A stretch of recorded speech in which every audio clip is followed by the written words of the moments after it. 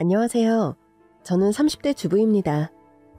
저는 어려서 부모님을 모두 잃고 고아원에서 자랐어요. 너무 어릴 때의 일이라 엄마 아빠에 대한 기억은 전혀 없어요. 그냥 태어나자마자 엄마라는 사람이 와서 맡기고 갔다는 것만 압니다. 저에게는 아주 특별한 별명이 있어요. 바로 엄마. 고아원 친구들과 동생들은 저를 엄마라고 불렀어요. 제가 음식을 해서 친구들 먹이는 걸 좋아했거든요. 단 선생님들 몰래요. 엄마, 떡볶이 다 됐어? 그래, 거의 다 됐어. 조금만 기다려. 냄새 너무 좋아. 빨리 먹고 싶다. 쉿, 조용. 선생님들 깨시면 큰일 나. 자, 됐다. 얼른 먹어봐. 너무 맛있어, 엄마. 꼭 진짜 엄마가 해주는 것 같아. 엄마 손맛이야. 너 엄마 손맛이 뭔지 알아? 그럼 우리 진짜 엄마가 해주는 요리가 얼마나 맛있는데. 물론 가짜 엄마가 해준 것도 맛있어. 전 엄마가 해주신 음식을 먹어본 적도 없어서 엄마 손맛이 뭔지 몰랐어요. 단 한 번만이라도 가정집 식탁에 둘러앉아 엄마 아빠랑 함께 밥을 먹어볼 수 있다면 얼마나 좋을까.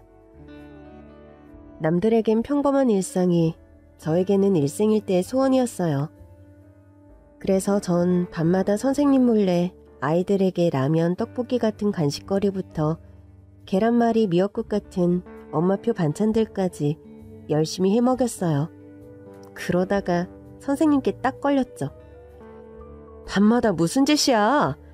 먹는 게 부족했어? 배가 고파서 그래? 그건 아니고 그냥 애들이 맛있게 먹는 거 보면 기분이 좋아서. 그래도 밤에 몰래 그러면 안 돼. 너희들끼리 위험하잖아. 죄송해요. 근데 식판에 먹는 밥 말고 진짜 집에서 가족들이랑 밥 먹는 것처럼 먹어보고 싶었어요. 선생님은 안쓰러운 미소를 지으면서 저를 말없이 꼭 안아주셨어요. 그리고 한 달에 한 번 저와 친구들의 야식 모임을 모른 척 눈 감아주셨답니다. 어느덧 저는 독립할 나이가 되었어요. 만 18세가 되면 보호종료 아동이 되어 보육시설을 떠나야 한대요. 그게 아동복지법이라고 했어요. 자립정착금으로 500만 원도 받았습니다. 전 그때 500만 원이 엄청 큰 돈인 줄 알았거든요. 근데 500만 원으로는 방 한 칸 구하기 힘들더라고요. 결국 전 오갈 곳이 없어서 기숙사가 딸린 공장에 취직하게 되었습니다. 여기는 숙식이 다 제공되니까 착실하게 일하면 금방 돈 모을 수 있어. 열심히 해봐. 네, 공장장님. 근데 여기 숙소에 혹시 주방도 있나요? 그럼. 점심은 회사 식당에서 먹지만 아침 저녁은 각자 해결하거든. 주방이 있다는 말에 전 기뻤어요. 몰래 도둑고양이처럼 요리할 필요 없이 내가 하고 싶은 음식을 당당하게 해먹을 수 있다니. 이게 진짜 독립이구나. 전 공장 생활에 금방 적응했어요. 일을 하고 돈을 번다는 것 말고는 고아원 생활과 크게 다를 것도 없었거든요.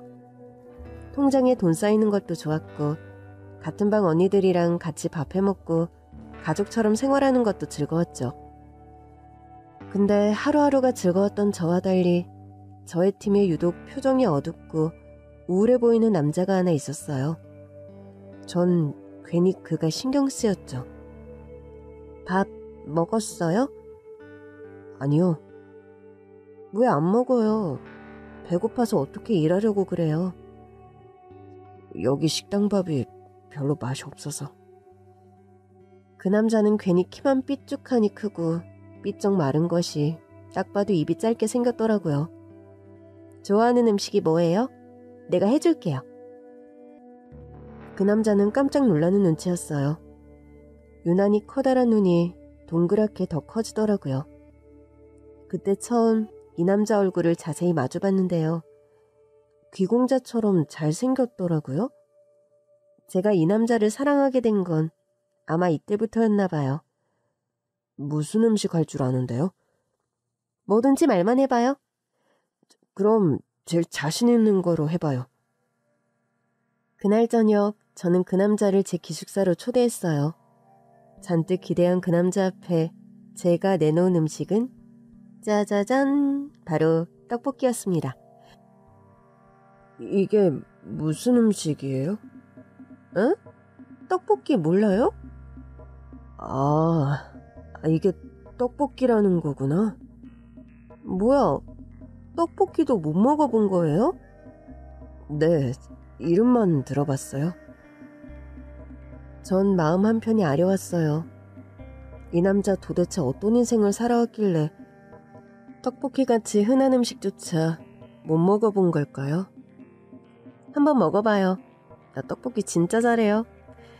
고아원에 있을 때도 친구들이 내가 해준 떡볶이를 얼마나 좋아했다고요. 고아원? 고아예요? 네, 엄마 아빠 다 안 계세요. 일가 친척도 없이 이 세상에 나 혼자예요. 나도인데. 저는 이게 운명이 아닐까 생각했어요. 외로운 이 남자를 만나려고 내가 이 공장에 들어왔구나. 고아원에서 제 별명이 뭐였는지 알아요? 뭐였는데요? 엄마. 엄마요? 네. 애들이 절 엄마처럼 의지하고 따랐거든요. 내가 그쪽도 엄마처럼 잘 돌봐줄게요. 앞으로 힘든 일 있거나 먹고 싶은 거 있으면 나한테 얘기해요. 이렇게 해서 우리 둘은 급속도로 가까운 사이가 되었어요. 알고 보니 우리는 나이도 같더라고요.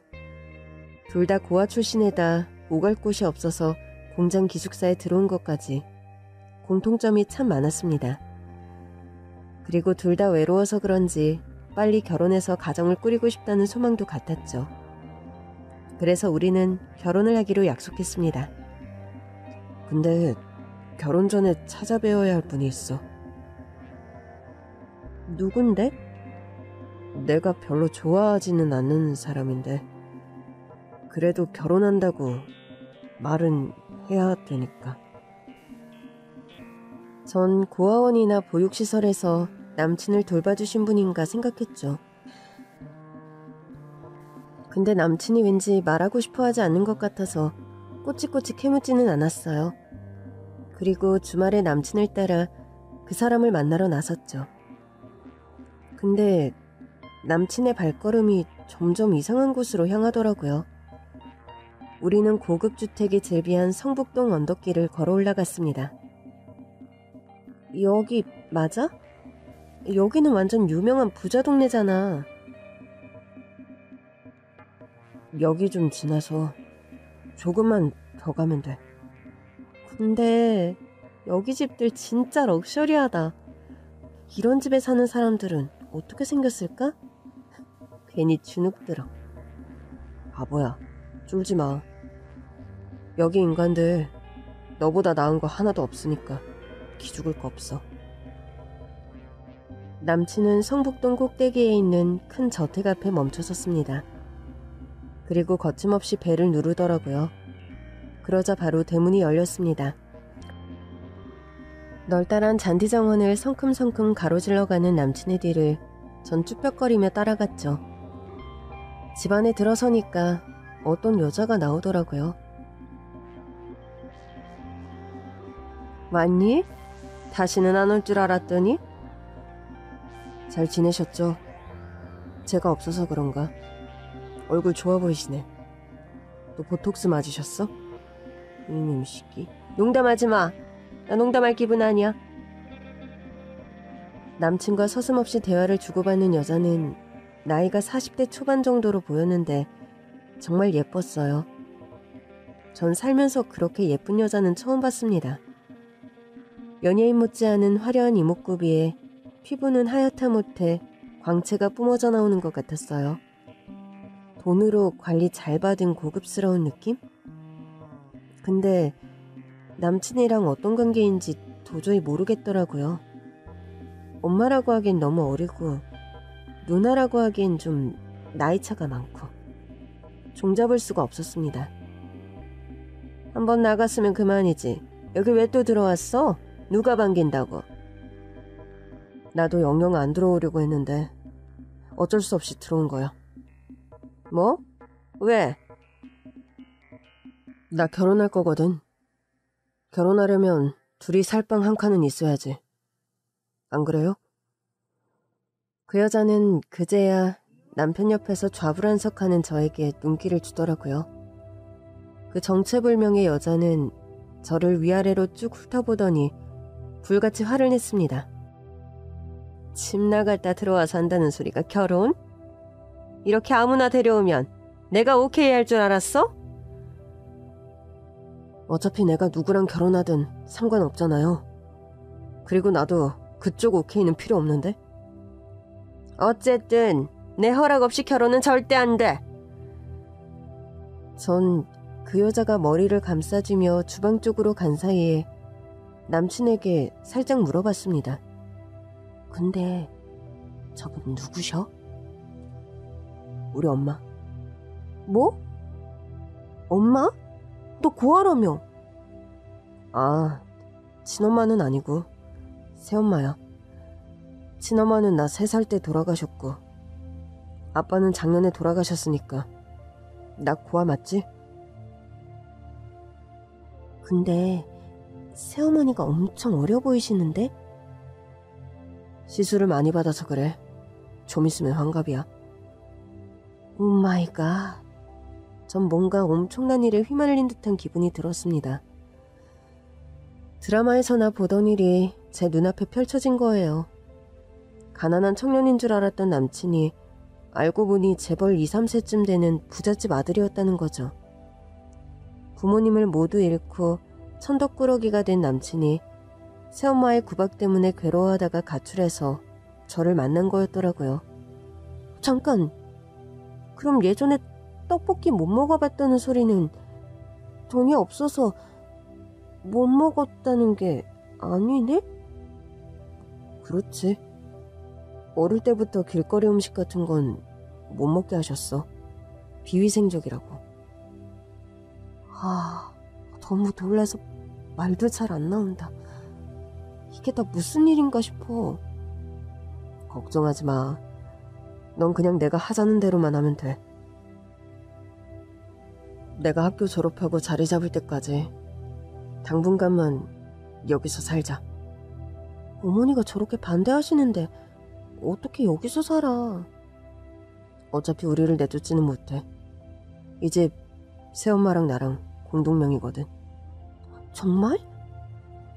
그래. 여기는 내 집이기도 하니까 편하게 있어도 돼.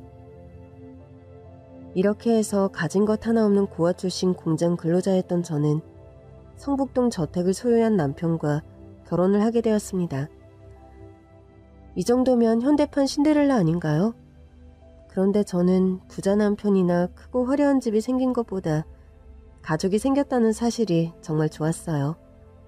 물론 제 상상 속에 서로 아끼고 사랑해주는 따뜻한 가족은 아니었지만 늘 기숙사 같은 곳에서 공동생활만 하던 저는 가정집에서 가족과 함께 살게 되었다는 사실이 너무 행복했어요.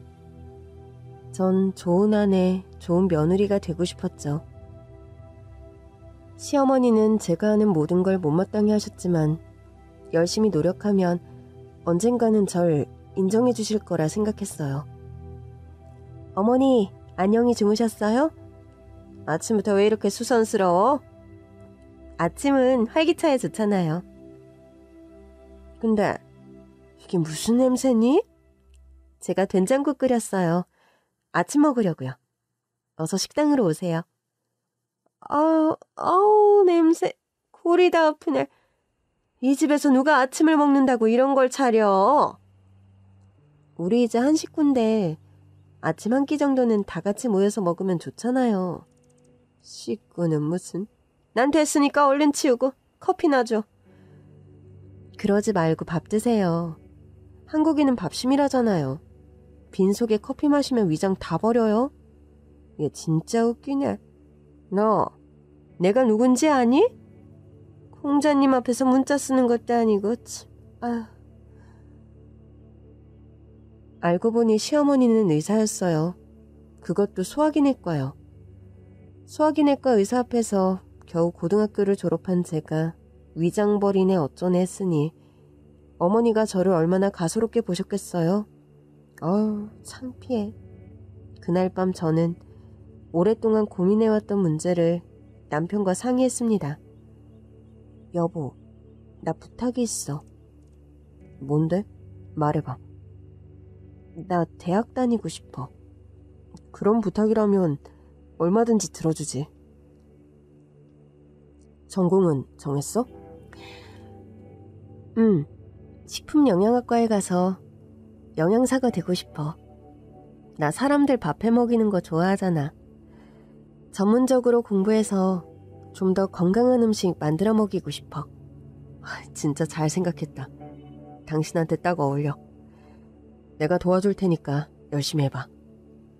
남편의 열렬한 지지 속에 열심히 공부한 저는 4년제 대학 식품영양학과를 졸업하고 꿈에 그리던 영양사가 되었습니다.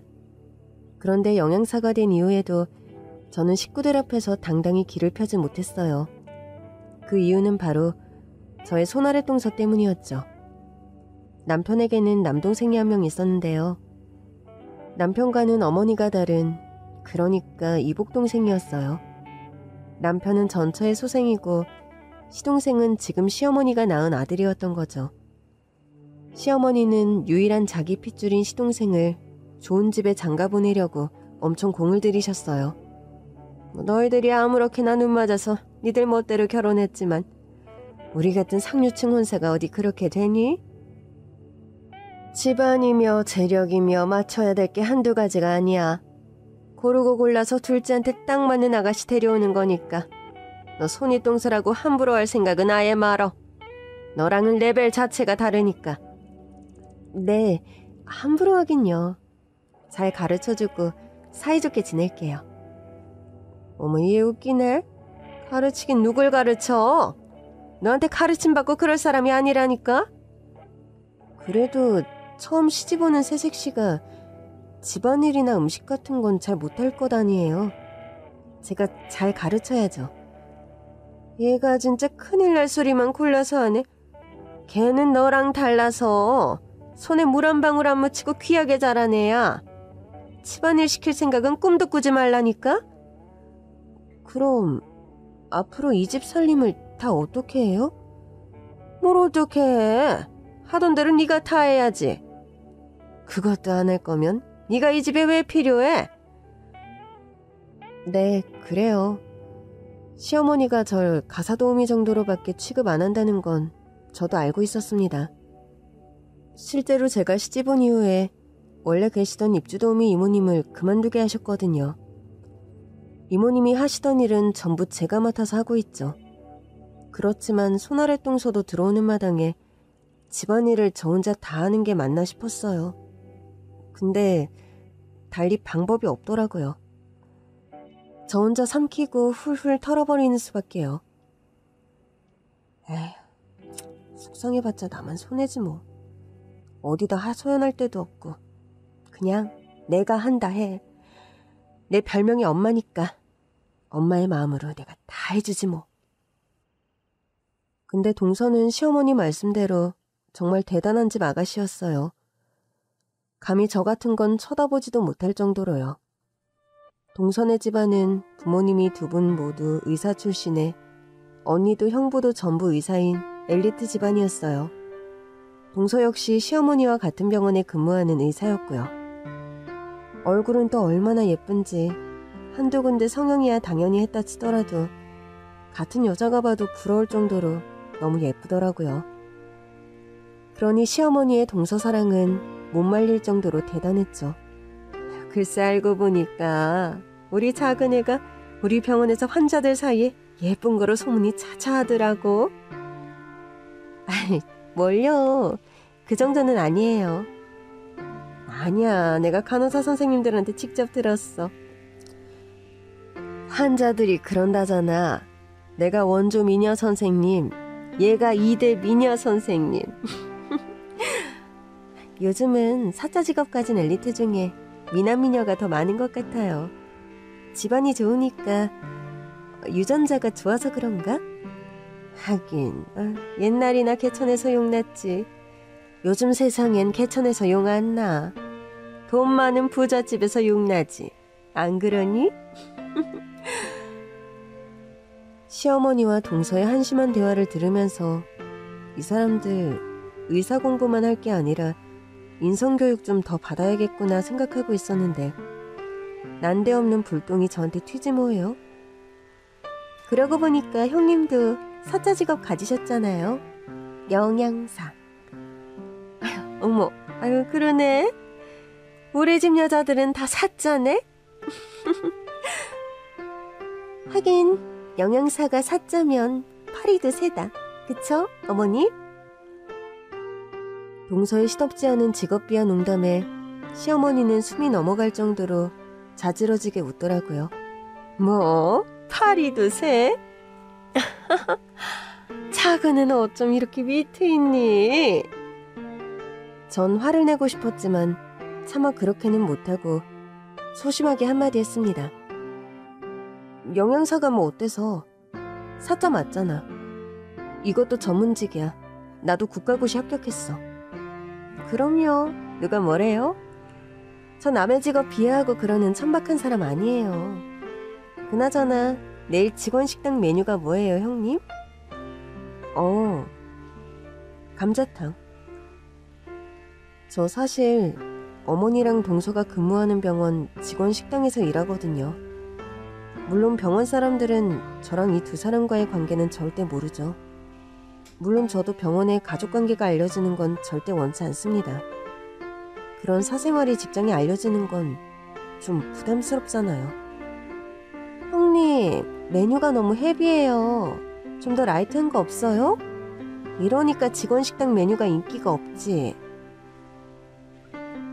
감자탕은 전 직원한테서 희망 메뉴 신청받아서 1위한 메뉴야. 사람들이 다 좋아하는데? 말도 안 돼. 어머니, 내일 점심은 저랑 밖에서 사 먹어요.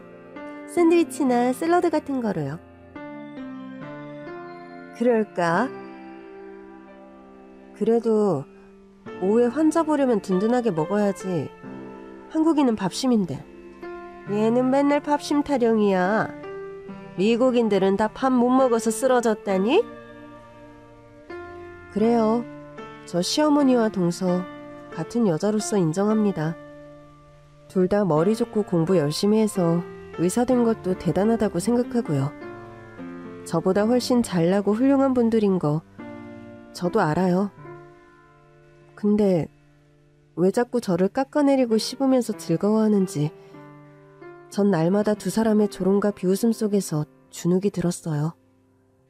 그러던 어느 날 출근하려고 집을 나서는데 저희 집 대문 앞에 검은색 고급 승용차 여러 대가 줄지어 서 있더라고요. 뭐지? 오늘 어머니 손님 오시기로 했나? 그런데 주차되어 있던 차 문이 벌컥 열리더니 갑자기 할아버지 한 분이 내리시는 거예요. 그 할아버지는 다짜고짜 저의 손을 잡더니 이렇게 말씀하셨습니다. 내가 네 할애비다. 네? 뭐라고요? 어린 것이 부모도 없이 얼마나 고생이 많았노. 이제 이 할애비가 왔으니까 아무 걱정하지 말아라. 저기 사람 잘못 보신 것 같은데요. 저는 할아버지 없어요. 엄마 아빠가 누군지도 모르는데 웬 할아버지? 그때 할아버지 옆에 바짝 붙어 대기하고 있던 비서 같은 아저씨가 할아버지에게 서류차를 건네더라고요. 그 서류 맨 앞장에는 땡땡 고아원이라고 선명하게 쓰여 있었습니다. 땡땡 고아원? 거기는 제가 살던 곳인데 그거 무슨 서류예요? 힐끔 들여다보니 서류철 안에는 제 사진과 저의 인적사항들이 상세히 기록되어 있었습니다. 이거 봐라. 이게 내 손녀딸이 시설에 입소할 때 작성한 서류다. 이 사진 속에 있는 아이가 너 아니냐? 저 맞긴 한데. 맞다니까. 내가 너의 친할아버지야. 말도 안 돼. 저한테 할아버지가 있다고요? 그럼 어서 할아버지한테 와라. 진짜 제 할아버지라면 왜 이제야 절 찾아오신 거죠? 미안하다. 나도 네 존재를 얼마 전에 알게 됐어. 네가 이 세상에 태어난 것도 모르고 살았다. 이 말이야. 할아버지가 들려준 이야기는 너무나도 기막힌 스토리였습니다. 너 땡땡그룹이라고 아니? 내가 거기 창업주란다. 저는 말문이 막혔어요. 땡땡그룹이라면 규모는 작지만 건설 쪽에서 아주 알짜배기라고 소문난 건실한 기업으로 알고 있었거든요. 할아버지가 땡땡그룹 회장이라고요? 그래. 네 아빠는 내 하나뿐인 자식이고 너는 내 하나뿐인 소녀딸이란다. 제가 지금 무슨 얘기를 들은 거죠? 이 할아버지 얘기가 사실이라면 전 재벌 3세라는 말이잖아요. 말도 안 돼요. 그럼 부잣집에서 왜 하나뿐인 소녀딸을 고아원에 버려요? 이상한 얘기 그만하시고 돌아가세요. 저 출근해야 돼요. 잠깐만 얘기를 좀 들어다오. 네 아빠와 엄마에 관한 얘기야. 아빠와 엄마라는 말에 저는 심장이 뛰기 시작했어요. 엄마와 아빠가 어떻게 만나서 내가 어떻게 이 세상에 태어나게 되었는지 저는 어른이 된 지금까지도 너무 알고 싶었거든요. 네 아빠가 어느 날 웬 여자 하나를 데려와서 결혼하겠다고 하더라. 가진 건 쥐뿔도 없는 시골 아가씨였어. 너도 알겠지만 사업하는 집에서는 결혼도 비즈니스 아니냐. 그렇게 아무하고나 결혼시킬 수는 없었지. 내가 결사 반대해서 두 사람을 겨우 떼어놓았다. 근데 이 아가씨가 벌써 우리 집 자손을 뱃속에 품고 있었던 모양이야. 그래서 뱃속에 있던 그 아기가 저란 말씀이세요? 그래, 맞아.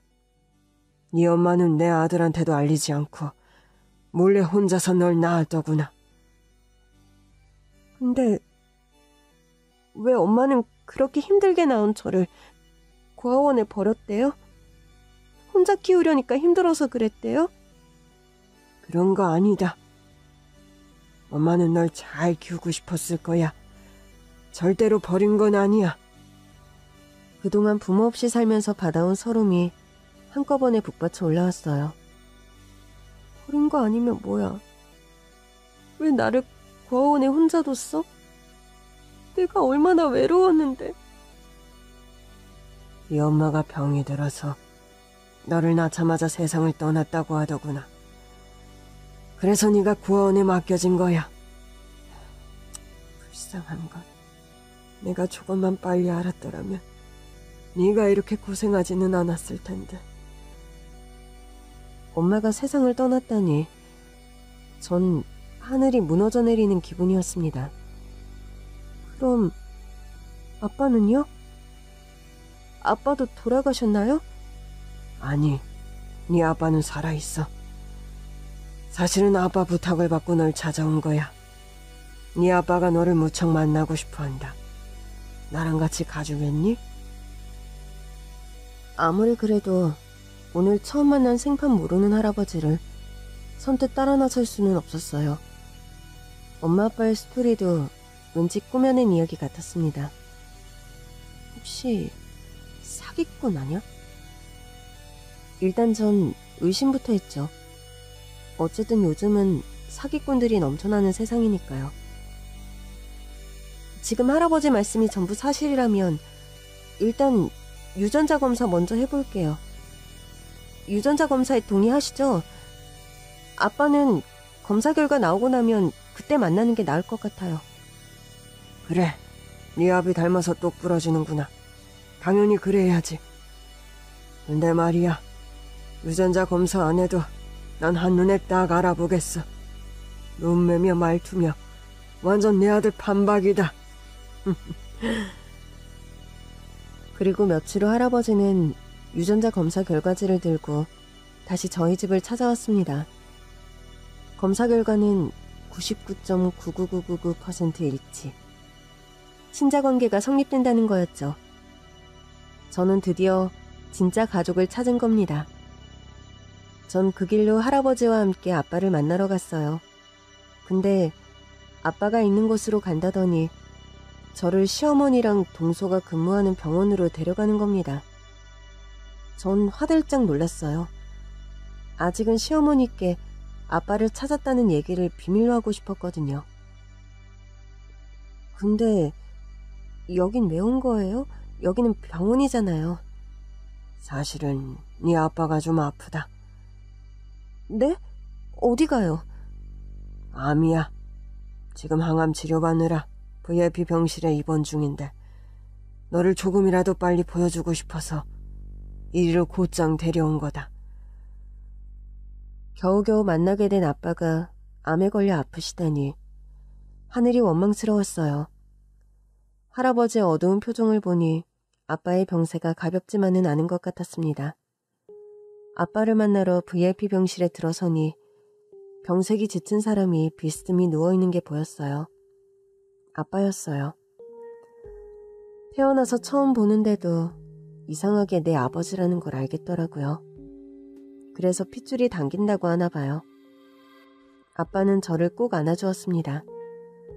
앙상한 손가락이며 마른 몸이 그대로 느껴져서 마음이 아팠어요.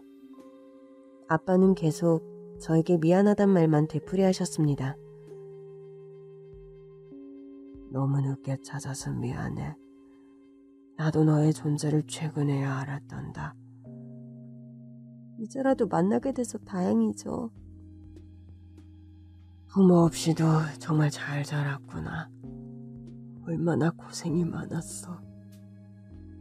부모님이 많이 그리웠어요. 미안하다. 다 내 잘못이야. 내가 못나서 자기 딸이 태어난 줄도 모르고 몇십 년을 흘려보냈네. 어디 다시 한번 얼굴 좀 보자. 아빠는 제 얼굴을 양손으로 감싸지고는 찬찬히 저를 뜯어보았습니다. 처음 느껴보는 손길인데도 싫다거나 어색하다는 느낌보다는 애틋하고 따뜻한 마음이 더 컸습니다. 엄마를 꼭 닮았다. 엄마 얼굴 그대로야. 내가 엄마를 처음 만났을 때 이 나이 정도 됐겠구나. 기다리면 언젠가는 꼭 다시 만날 줄 알았는데 그렇게 일찍 가다니. 그래도 이렇게 자기랑 꼭 닮은 딸을 남겨줘서 정말 다행이야. 이건 기적이다. 전 살면서 나는 누굴 닮았을까 한 번도 궁금해 본 적이 없었는데 제 얼굴을 부여잡고 엄마 생각에 눈물 흘리는 아빠를 보며 저와 꼭 닮았다는 엄마라는 사람이 미치도록 궁금해졌습니다. 엄마는 어떤 분이셨어요? 쾌활하고 정이 많은 사람이었어. 요리를 정말 잘했지. 사람들 밥해 먹이는 걸 좋아해서 매일같이 친구들을 불러서 음식을 했어. 이 엄마 시골집은 언제나 사람들 소리로 왁자지껄했지. 음식 냄새가 가득하고. 정말 그랬구나. 전 제 몸속에 흐르고 있는 엄마의 DNA를 느꼈어요. 엄마도 나처럼 요리하는 걸 좋아했구나. 나도 엄마가 해준 음식을 먹어볼 수 있었으면 좋았을 텐데. 이제는 절대로 느낄 수 없는 엄마의 손맛이 사무치도록 그리웠습니다. 엄마 음식 드시고 싶으세요? 그렇지. 특히 된장국이 생각나네. 시금치를 넣고 끓이는데 얼마나 구수한지. 아직도 그 맛이 잊혀지지를 않아. 허공을 응시하며 그리움에 잠긴 아빠의 얼굴에 옅은 미소가 피어올랐습니다. 그건 사랑하는 사람을 떠올릴 때 나오는 애절한 표정이었어요. 전 궁금해졌습니다. 몇십 년이 지난 지금까지도 잊지 못하는 절절한 사랑을 아빠는 왜 한 번도 찾지 않은 걸까요? 근데 왜 그동안 엄마를 찾지 않은 거예요? 엄마 소식을 최근에 들으셨다면서요. 그건 다 내 잘못이다. 내가 네 아빠한테 거짓말을 했거든. 네? 할아버지가 거짓말을요? 네 엄마가 벌써 다른 사람이랑 결혼해서 잘 산다고 거짓말을 했지. 그럼 단념할 줄 알았거든. 할아버지의 거짓말에도 아빠는 엄마를 못 잊고 지금껏 평생 혼자 살아오셨다고 했어요. 아빠와 제가 좀 더 빨리 만났더라면 어땠을까요? 그럼 우리 둘 다 외롭지 않았을 텐데 말이에요. 전 그런 생각이 들어서 서글퍼졌습니다. 그런데 슬픔은 여기서 끝이 아니었어요. 겨우 만났는데 또 헤어지게 생겼네, 우리 딸. 미안하다. 그게 무슨 말씀이세요? 얼른 치료 잘 받으시고 일어나셔야죠. 그랬으면 좋겠는데 죽고 사는 게 어디 사람 마음대로 되나. 난 이제 힘들 것 같다. 또 그 약해 빠진 소리. 네 소원대로 딸도 찾아다 줬는데 힘내서 잘 살아야지. 늙은 아버지 앞에서 자꾸 죽는단 소리 할 거냐? 죄송해요, 아버지. 만약에 저 없더라도 우리 딸 잘 부탁드려요. 어려움 없이 살 수 있도록 아버지가 꼭 보살펴 주셔야 돼요. 아빠를 만나고 돌아오는 길에 제 머릿속은 오만 가지 생각들로 가득 차서 너무 혼란스러웠어요. 그래도 솔직히 좀 기뻤어요. 난 이제 혼자가 아니다. 나에게도 아빠가 있다. 그 생각만으로도 어깨가 쫙 펴지고 뱃속이 든든해지는 기분이 들었죠. 부모님이 계시다는 거 이런 느낌인가 봐요. 할아버지의 차가 집 앞에 도착하자 할아버지는 저에게 부탁이 하나 있다며 말씀을 꺼내셨습니다. 너도 봐서 알겠지만 네 아빠 병세가 좀 위중한 상태야. 가끔 찾아봐 줄 수 있겠니? 죄송하지만 저도 지금 많이 혼란스러운 상태예요. 당장은 좀 어려워요. 마음의 준비를 할 시간을 주세요. 제가 곧 연락드릴게요. 그래. 나야 뭐 너한테 이래라 저래라 할 수 있는 입장은 아니니까 네 결정을 기다리마. 그래도 이것 하나만은 알아야 한다. 네가 부모 없이 그렇게 외롭게 자란 건 엄마 아빠 잘못이 아니라 이 할애비 잘못이라는 거. 너한테 진심으로 사과하고 싶다.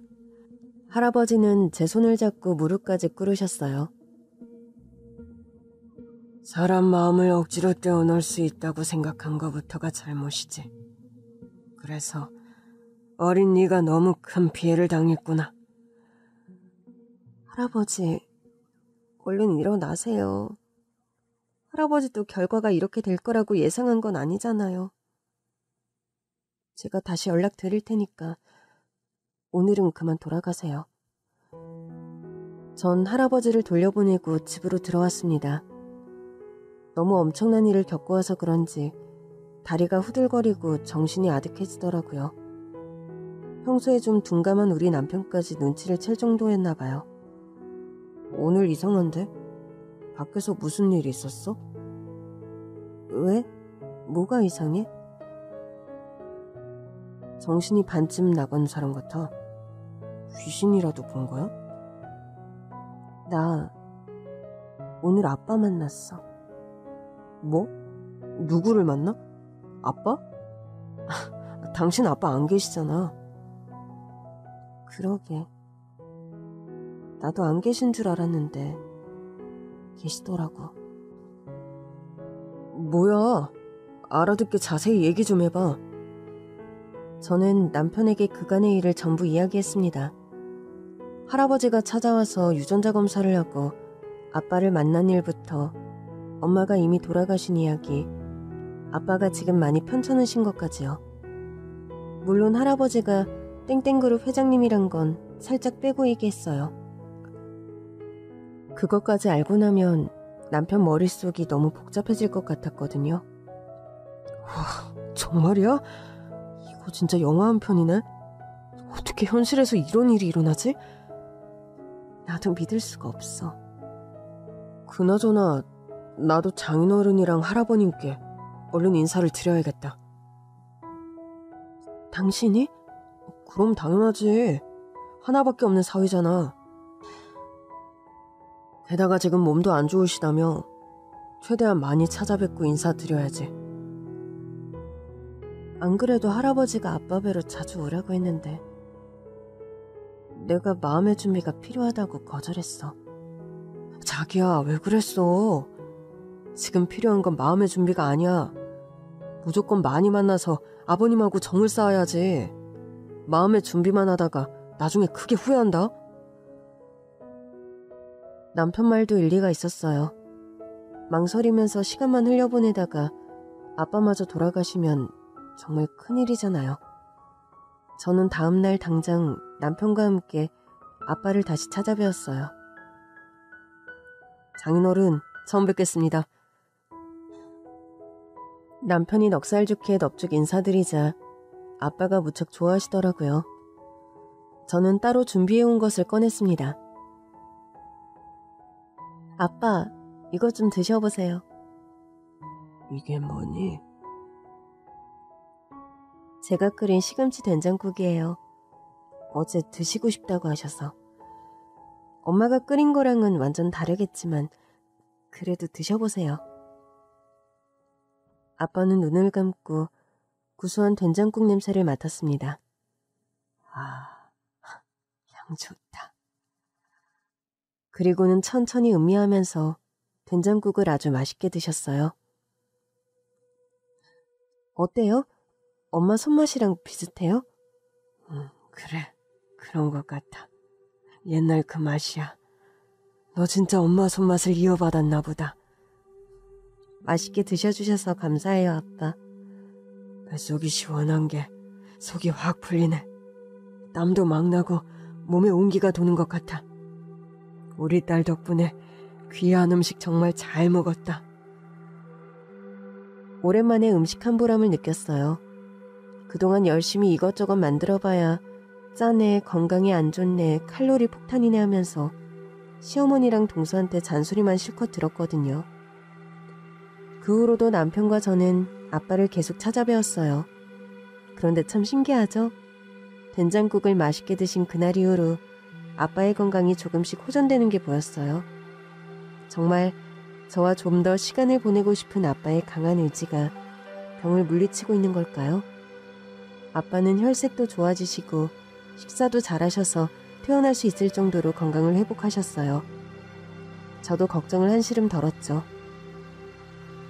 근데 제가 아빠 병문안 다니느라 바쁜 와중에 시어머니와 동서는 갈굴 사람이 없어서 많이 심심했나 보더라고요. 너 요즘 왜 이렇게 얼굴 보기 힘드냐? 무슨 일 있어? 아니요, 제가 무슨 일이 있겠어요. 근데 왜 요즘 집안 청소 상태가 엉망이야? 세탁물도 잔뜩 쌓여있고. 죄송해요, 어머니. 제가 요즘 집안일 할 정신이 아니라서 그래요. 그래서 말인데요. 며칠만 도우미 이모님을 부르면 어떨까요? 뭐야? 형님 진짜 바쁜가 보네요. 설마 바람난 건 아니죠? 뭐? 바람? 큰애 너 진짜야? 무슨 말씀이세요? 바람이라니. 절대 아니에요. 저 사실은 최근에 아빠를 찾았어요. 뭐? 너 고아잖아. 잃어버린 친부를 찾았다는 거야? 어머, 축하할 일이네요, 형님. 근데 잘 알아보셔야 해요. 요즘 사기꾼이 워낙 많아서. 그래. 아버지, 뭐 하시는 분인데? 지금 일은 못하고 계세요. 좀 편찮으셔서. 제가 병원 왔다 갔다 하느라 그동안 좀 바빴던 거예요. 좀 수상하네. 돈 있는 집 며느리인 거 알고 접근한 거 아니야? 어머, 그럴 수도 있겠다. 형님 조심하세요. 형님이 사기당하면 우리까지 피해가 올 수도 있어요. 유전자 검사는 해봤어? 진짜 친부 맞아? 사기니 뭐니 아프신 분한테 말씀 좀 지나치시네요. 그만들 하세요. 우린 형님이 걱정돼서 그런 거죠. 제가 친아버지를 찾았다고 하는데도 전혀 공감을 못하고 아빠를 나쁘게만 보는 시어머니와 동서에게 전 정말 인간적으로 실망했습니다. 앞으로 제 가족에 대해서 자세한 얘기는 하지 말아야겠다고 다짐했죠. 그리고 얼마 후 병원에서 일하다 화장실에 갔는데 세면대에 떡하니 휴대폰이 하나 놓여있지 뭐예요? 주인을 찾아주려고 집어들었는데 어디서 많이 본 휴대폰이더라고요. 어머, 이거 우리 동서 휴대폰 아니야? 똑똑한 사람이 웬일이래? 아내 데스크에 맡기려고 휴대폰을 들고 나섰는데 복도 저 앞쪽에서 동서가 걸어가고 있는 게 보였어요. 발걸음이 급한 게 아무래도 잃어버린 휴대폰을 찾아 헤매는 것 같더라고요.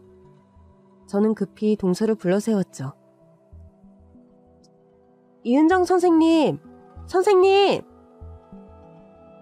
그런데 몇 번을 불러도 동서가 뒤돌아보지를 않는 거예요. 걸음은 또 어찌나 빠른지. 제가 아무리 빨리 걸어도 따라잡을 수가 없더라고요. 할 수 없이 저는 큰 소리로 동서를 불렀습니다. 동서! 그제야 뒤돌아보는 동서. 저는 반가운 마음에 동서 휴대폰을 신나게 흔들어 보였어요. 동서, 휴대폰 잃어버렸지? 여기 있어. 근데 동서는 무서운 표정으로 절 노려보면서 빠른 걸음으로 다가오더니 아무 말 없이 휴대폰만 휙 낚아채고는 빛의 속도로 사라지는 겁니다. 뭐야, 왜 저래? 무슨 안 좋은 일 있나? 저는 당황했지만 그러려니 하고 말았어요. 그런데 그날 저녁 퇴근하고 돌아온 동서가 다짜고짜 저에게 화를 내며 소리를 지르는 거예요. 형님, 대체 뭐 하는 사람이에요?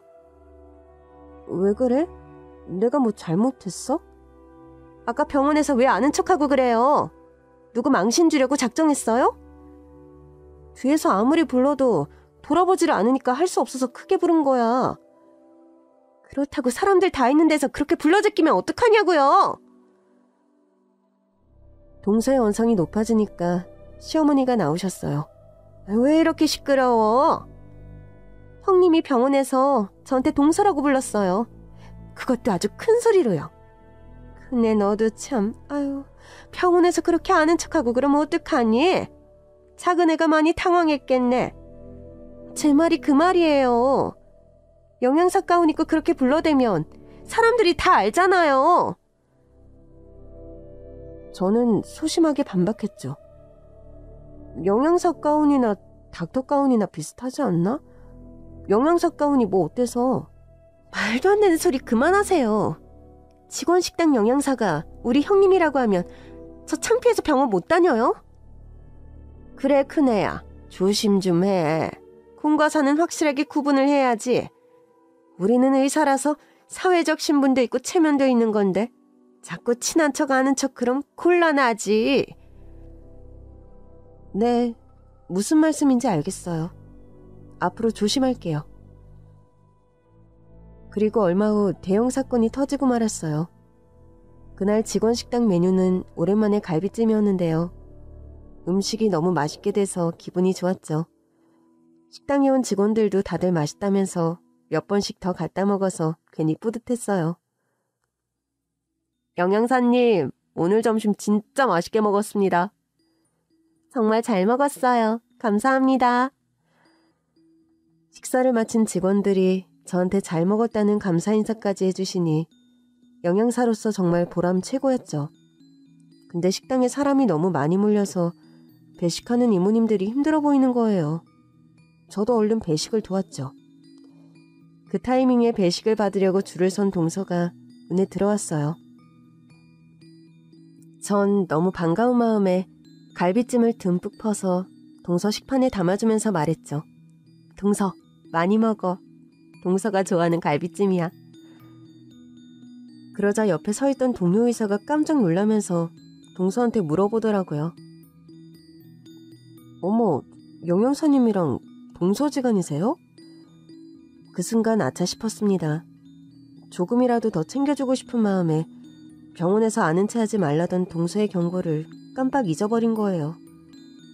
동서는 불같이 화를 내며 소리를 질렀어요.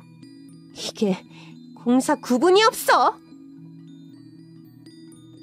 동서가 손을 번쩍 들어 제 뺨을 때리려던 찰나 누군가 동서의 손을 낚아채며 동서의 따귀를 힘껏 때리는 거예요.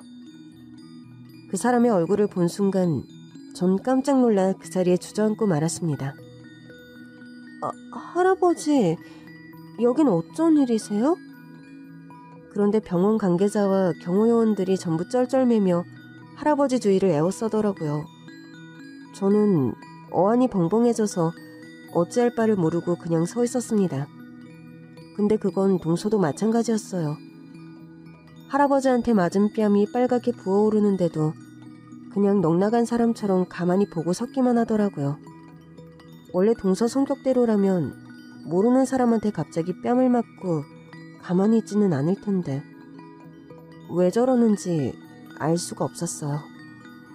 그러다 동서 입에서 나온 한마디에 저는 또 한 번 충격을 받았습니다. 이 사장님! 자네, 수학인외과 이은정 선생인가? 네. 이 선생은 내 방으로 오고 나머지는 여기 정리들 하게. 알고 보니 땡땡그룹 회장이었던 할아버지는 이 병원의 이사장직도 맡고 계셨더라고요. 당시 소녀딸이 사람들 앞에서 험한 꼴 당하기 전에 물불 안 가리고 먼저 나서신 것이었죠. 그 후 동서는 결국 병원을 그만두고 말았습니다. 저와 직원 식당에서 불미스러운 일이 있었던 것도 문제였지만 환자들 사이에서 동서에 대해 나쁜 소문이 돌고 있는 것도 한몫했죠. 동서가 환자들 예약 시간을 마음대로 변경하고 피부과 시술을 받으러 다닌다는 소문이었는데 조사 결과 사실로 밝혀졌거든요. 동서는 병원을 떠날 수밖에 없었죠.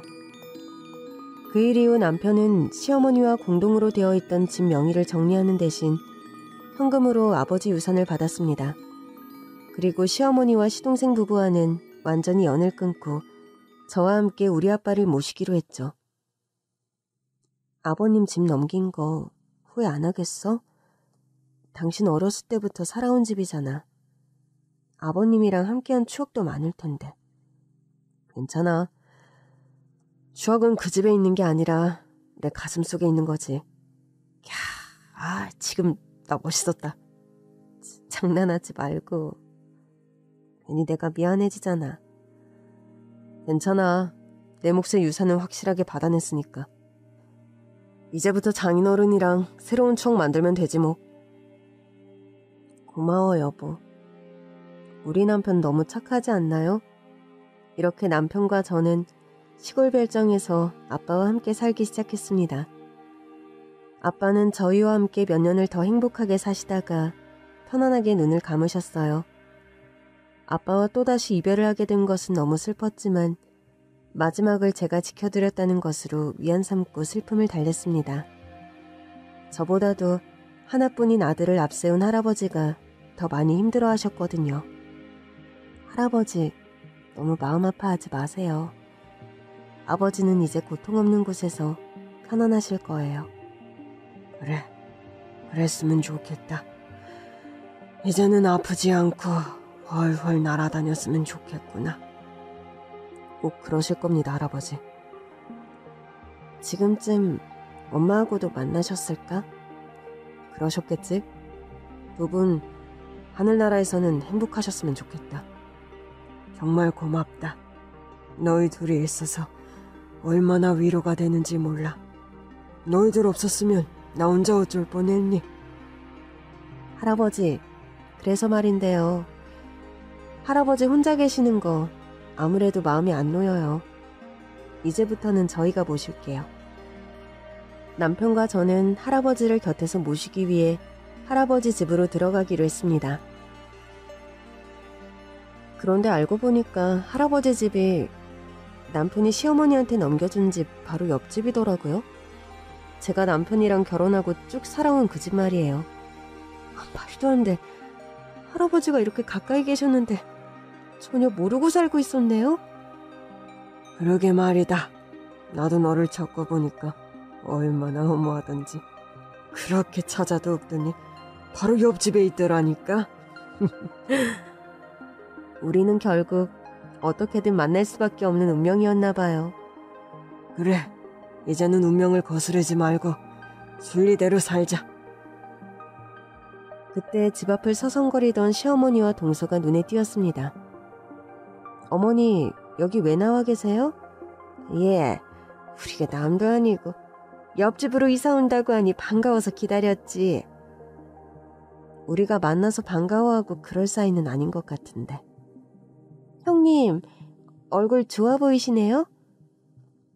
동서까지? 별일이네. 원래 나한테 관심 없었잖아. 아유, 너는 참 이렇게 훌륭한 가족이 계셨으면 진작에 인사자리를 한번 마련했어야지. 제가 아빠 찾았다고 말씀드렸는데 사기꾼 취급하셨잖아요. 그거야, 너 걱정돼서 그런 거지. 지금이라도 이사장님이랑 어떻게 자리 한번. 제가 시어머니한테 잡혀서 우물쭈물하고 있는데 할아버지가 제 팔을 잡아 끌어서 저를 집으로 데리고 들어가셨어요. 어서 들어가자. 춥다. 어머, 저 이사장님! 할아버지는 머리를 조아리며 굽신거리는 시어머니와 동서에게 눈길 한번 안 주시고는 그대로 지나치셨습니다. 근데 제가 살짝 돌아보니까 시어머니가 계속 간절한 눈빛을 보내시더라고요. 조만간 저 붙잡고 동서 복직 얘기를 꺼내실 것 같은데 딱 잘라야겠죠? 공과 사는 확실하게 구분해야 하니까요. 이제는 저를 힘들게 했던 사람들은 다 끊어내고 진짜 가족들에게만 집중하려고요. 역시 남는 건 가족밖에 없잖아요. 제 이야기는 이걸로 끝입니다. 감사합니다.